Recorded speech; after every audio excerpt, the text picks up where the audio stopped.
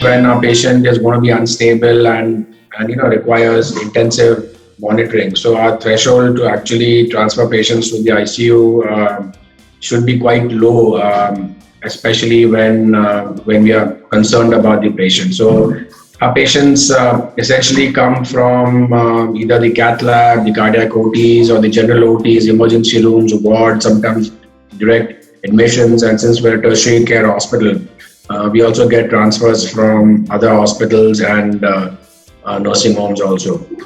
So when a patient comes to our ICU, our main goal is to maintain homeostasis. Instrument monitoring, we obviously do clinical monitoring. We monitor the patient's GCS, the mean arterial pressures, peripheries, the warmth of the periphery. And that's a very important aspect, because usually patients who are very sick will be very vasoconstricted and will have cold, clammy extremities. And if the peripheries are warm, usually that means that it's not a bad sign. We obviously monitor hourly outputs, pulse, respiratory rate. Instrument monitoring includes, so we've got a 5-channel or a 7-channel monitors which can give us second-to-second ECGs, rhythms, respiratory rate, pulse oximetries. We also measure blood pressures, both non-invasively and also invasively. So we put in arterial lines, and along with the arterial lines, we also check what is called a pulse pressure variation, which kind of gives us a idea of the fluid balance. For some patients, we put in central lines also, either in the jugular vein or the subclavian vein, rarely in the femoral vein, usually under sonographic guidance. That's used either to infuse toxic meds, which can cause a lot of thrombosis in the peripheral veins, or even inotropes, and sometimes even monitoring. And some patients we also measure hourly or 4-hourly Wright's tube aspirates. As far as the respiratory therapy, we sometimes need to ventilate these patients both non-invasively and through conventional ventilation. We use a lot of chest physiotherapy for secretion control, sometimes bronchoscopies also. So of the respiratory therapies which require ventilation, we have what we call non-invasive ventilators, which is a mask ventilator, and that has its own benefit compared to mechanical ventilators, but obviously it can't be used when there is one or more organ failure, especially if there is impairment of consciousness. So that is like almost a contraindication. Kidney dysfunction therapies in the ICU include intermittent dialysis like SLED. We can't use regular dialysis in some patients because it may cause hemodynamic instability. So in those patients, we use either CRRT, which is a continuous renal replacement therapy, which is a much more gentler and it does not cause as much hemodynamic instability dialysis, but it is expensive and labor intensive, and a kind of a mix and match is what we call SLED, which is in between CRRT and regular dialysis. So it's a slow form of dialysis which goes on for 6, 8, 12 hours as compared to a 4-hour intermittent dialysis and a continuous CRRT. So SLED is predominantly used nowadays in our ICUs.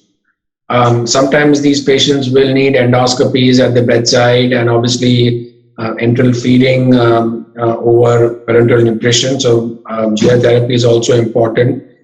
And in neuro patients, sometimes because of raised ICP, we continue to ventilate them till there are permanent solutions to reduce their ICP. For stroke patients, we thrombolize these patients within the 4-hour window period, and some patients even longer.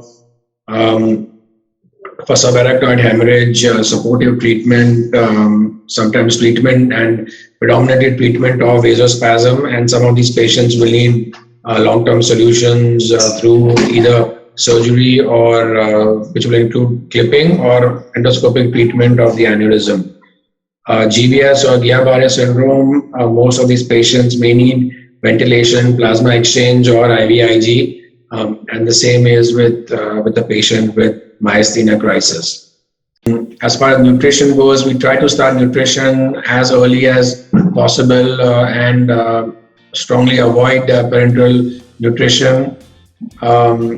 There's no use of omega-3 fatty acids, glutamine, selenium, arginine, etc. And I'm almost getting done. Very, very important to set goals of care, right? So we sometimes face a situation where we keep treating patients. Patients are not getting better. Families' finances are getting depleted, and the outcome looks really bleak. And in an effort to save the patient, you wreck the patient's finances, and then for their entire lifetime, they are burdened with debt, and ultimately the patient doesn't make it. So you have ruined the entire family. So it's very, very important to set goals of care and talk about end of life planning, especially when outcomes are thought to be poor.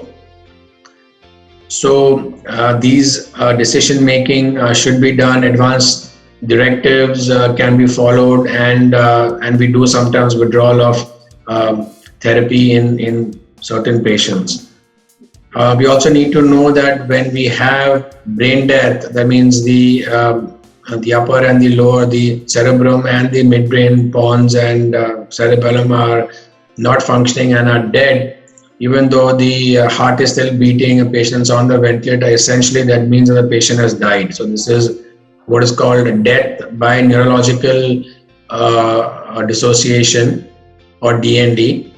And it's sometimes very, very difficult for the relatives to believe that the patient is no more because they are still seeing the heartbeat and the heart rate and the blood pressure. So that is sometimes where the help of the family practitioner also comes in.